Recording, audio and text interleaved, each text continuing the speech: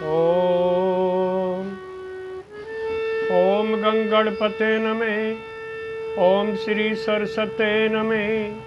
ओम श्री गुरुवे नमे।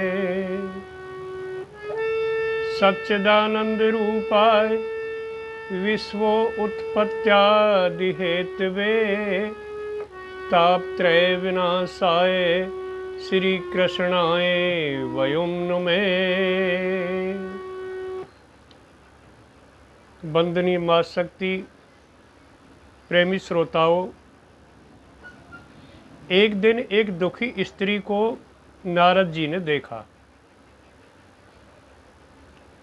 तो उसके पास में उसकी गोद में दो वृद्ध पुरुष लेटे हुए थे। वह स्त्री बोली, देवऋषि नारद, एक क्षण के लिए मेरे पास आओ। नारद जी आए। नारद जी ने पूछा, बोलो क्या परेशानी है?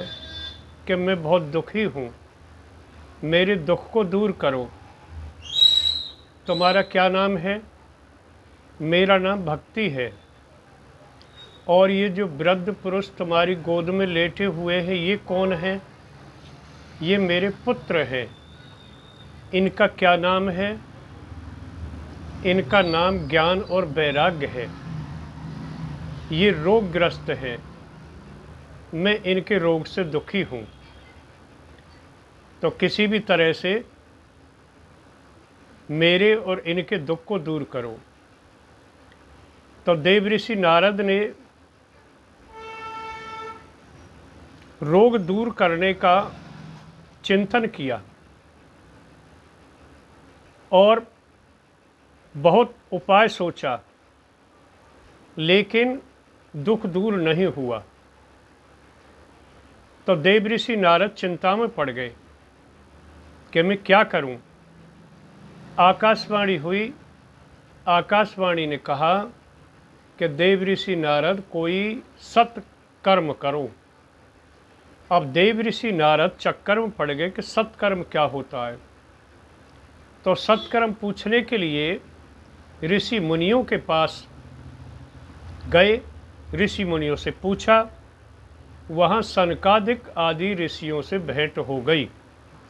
सनकादिक ऋषियों ने कहा कि देवऋषि नारद, इस कलयुग में केवल श्रीमद् भागवत कथा सुनने से सारे रोग, शोक, भय, चिंता दूर हो जाते हैं।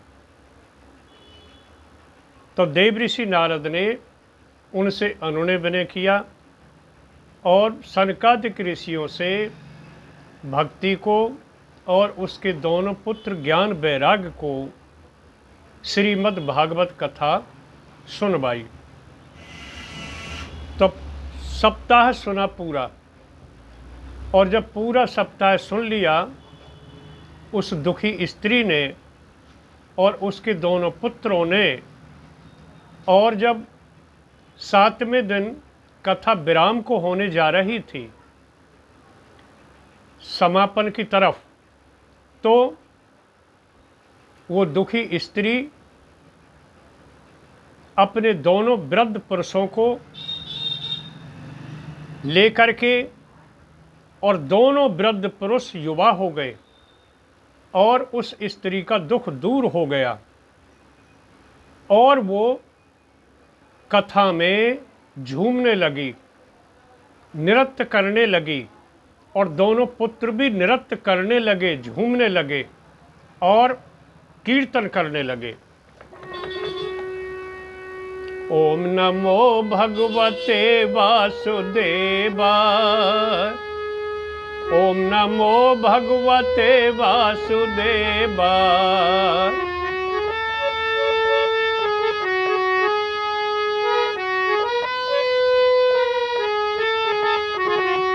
ओम नमो भगवते वासुदेवा।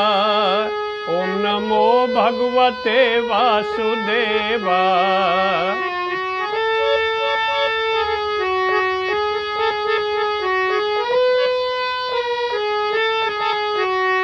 ओम नमो भगवते वासुदेवा। ओम नमो भगवते वासुदेवाय। ओम नमो भगवते वासुदेवाय। ओम नमो भगवते वासुदेवाय। इस प्रकार भागवत कथा सुनने से उस दुखी स्त्री का, उसके दोनों पुत्रों का सारा दुख दूर हो गया। श्रीमद् भागवत में प्रमाण है, भारे परम पट्ट किरीट जुष्ट मृत्यु मांगन, नमेन मुकंदम सावो करौ नो कुरलय सपर्या, हरे सत्कांचन कंकड़ौवा।